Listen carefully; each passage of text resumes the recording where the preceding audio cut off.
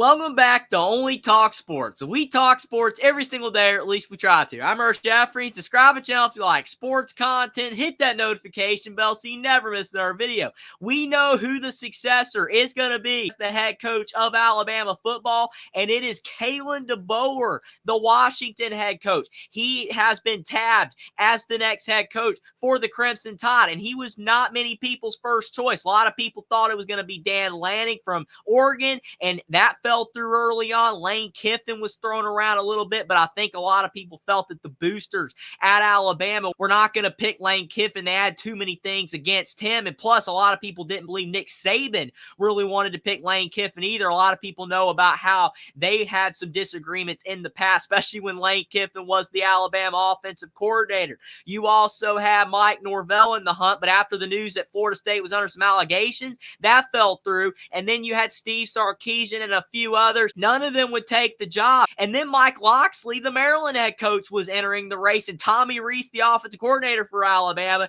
and things were looking a little desperate. But then Kalen Deboer came around, and it was announced that Alabama was pursuing him. And then the Crimson Tide announced shortly after that he was going to be the next head coach, and that Nick Saban is happy about this hire. This is what Nick Saban said: "I want nothing more than to see Alabama football continue to be successful, and Coach Deboer is an outstanding choice to lead this program. He's got a proven track record of success," which is absolutely true, and he's one of the brightest football minds. Coach Deboer has an excellent understanding of what it takes to be a successful head coach, whether it's coaching, recruiting, developing players, or building a culture. He's done a fantastic job at every stop of his coaching career, and I'm excited to see what he will be able to accomplish in Tuscaloosa. Terry and I will be here to support Coach Deboer and his family with anything they need. So having Nick Saban's endorsement of this hire, to me, screams that the Alabama Crimson Tide got their guy. I'm not saying that this was their first choice. I do legitimately believe that other guys were in the race. But now that we know Kalen Deboer has been hired as the Alabama head coach, is this the right hire for the Crimson Tide? If you look at what Nick Saban said about him winning wherever he's been, like I already said, it is true, because he was at a NAIA school back in the 2000s when he was a guy in his young 30s coaching football, and look what he did. 67-3 was his record at Sioux Falls. That is insane. And then he started getting some coordinator jobs, moved up the ranks, eventually became the Indiana offensive coordinator in 2019, helped out Michael Penix and the Hoosiers go to an 8-5 record. Then he left for the Fresno State head football coaching job, did solid there, taking over for Jed Tefford at a 12-6 record. And then he went to Washington, re-teamed up with Michael Penix, and he went 25-3 and 16-2 in the Pac-12, and went all the way to a national title game. And his record, it looks very similar to Nick Saban's incredible record of 201 and 29 as a head football coach. I know that Alabama is a really tough job in the SEC, and that Nick Saban putting up a record like that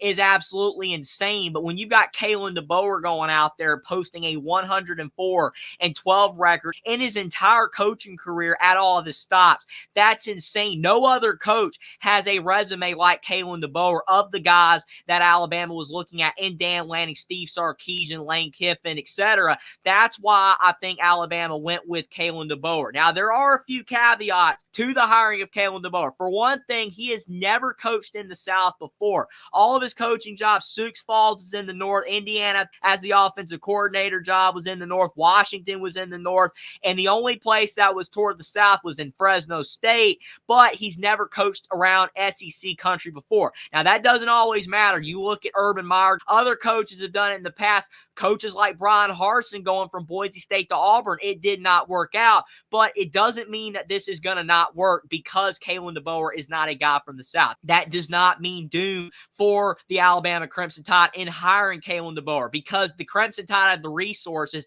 and Kalen Deboer has the track record. It has been at small schools before Washington, and the fact that he has only been as the Washington head coach for 2 seasons at the top of college football at one of the bigger brands, that is a bit concerning, but I still believe overall the body of work what we've been given with Kalen Deboer and how much he has won and how successful he's been, it speaks for itself. And that's why I was a bit concerned with Dan Lanning, because he doesn't have a lot of coaching experience at the high level either, but he doesn't have a lot of head coaching experience overall. He was only 37 years old. Kalen Deboer is 49 years old, and he's coached as a head coach a lot longer than Dan Lanning, because Washington, Fresno State were not his only stops. A lot of people do not know about what he did at Sioux Falls. That still counts on his resume. That is very impressive. And there could be other positive connotations when it comes to Kalen Deboer being hired at Alabama, because as you can see, Courtney Morgan was also on the flight to Alabama with Kalen Deboer. He was one of the best player personnel minds in college football, and he will likely be the new general manager of Alabama football. This is not confirmed yet,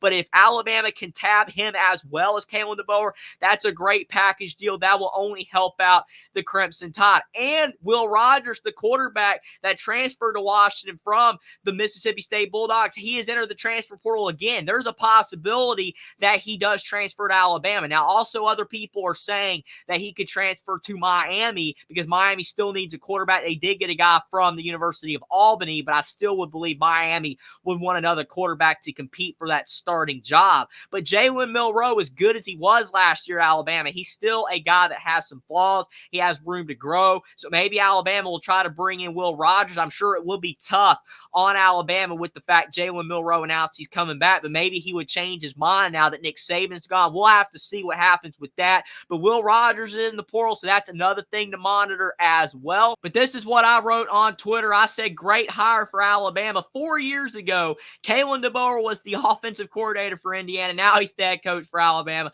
What a meteoric rise. Deboer has won wherever he has been, and he should be up to the task to keep Alabama toward the top of college football. It's a whole different level. It's a whole different ball game, but still, going from the Indiana offensive coordinator just a mere 4 short years ago, not the head coach, but the offensive coordinator, and now he is being hired as the Alabama head football coach just a short 4 years later. Absolutely insane. You could just tell he was destined for great things with the amount of success that he has had wherever he's been. Alabama sees that. I think this is going to be a great hire for Alabama football, especially considering guys like Mike Locksley and Tommy Rees were in contention for this job at this stage in the coaching search. I think Kalen Deboer was the best option left for the Alabama Crimson Tide. Nick Saban approves. He's a smart guy. He wants Alabama to continue to be successful, and I believe that Kalen Deboer gives the Crimson Tide one of the best shots that they possibly can have to stay toward the top of college football. He's going to have a lot of things to navigate. A lot of guys in the portal. Isaiah Bond